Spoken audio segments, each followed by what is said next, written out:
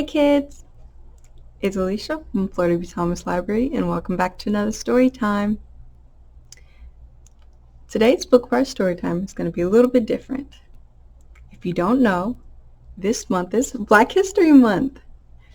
So that means that we're going to be reading about African American influencers who benefited the world. And today's book is about Booker T. Washington.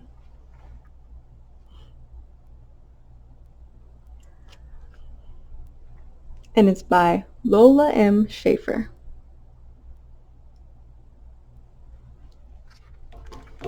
So from reading this, we're going to learn a little bit more about Booker T. Washington and talk about it at the end. So without further ado, let's get started. Booker was born in Virginia in 1856. He did not have a last name because he was a slave. Booker and his family became free in 1865. They moved to West Virginia. Booker went to work in a salt mine.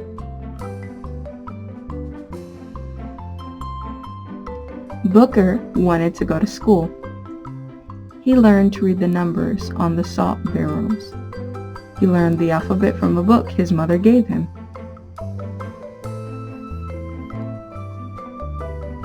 Booker needed a last name at school. He chose the name Washington. In 1872, he enrolled at Hampton Institute. It was a school for African Americans.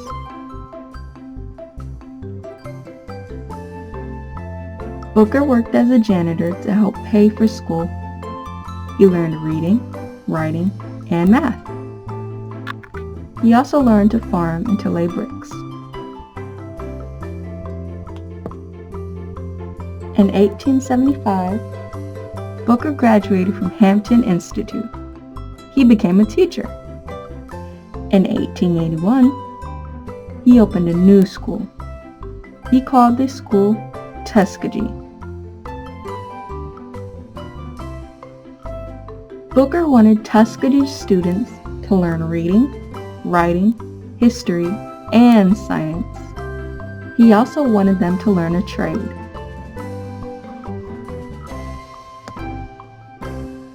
In 1895, Booker gave a speech in Atlanta, Georgia.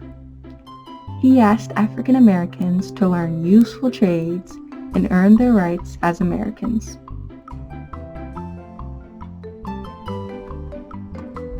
In 1901, Booker published his life story. He called his book Up from Slavery. He was a leader of African Americans until his death in 1915. So, what'd you learn from Booker T. Washington? Well, 1, he was a slave, but he never let that stop him with achieving what he wanted to achieve. 2, he graduated from Hampton Institute and became a teacher, but he opened up his own school and he called it Tuskegee. And 3, he wrote his own book called Up from Slavery, and it's about his life. Even after his death, he was a leader for African Americans. So, that was all for our book this week. Stay tuned next week for a new biography, and like, comment, subscribe. Bye kids!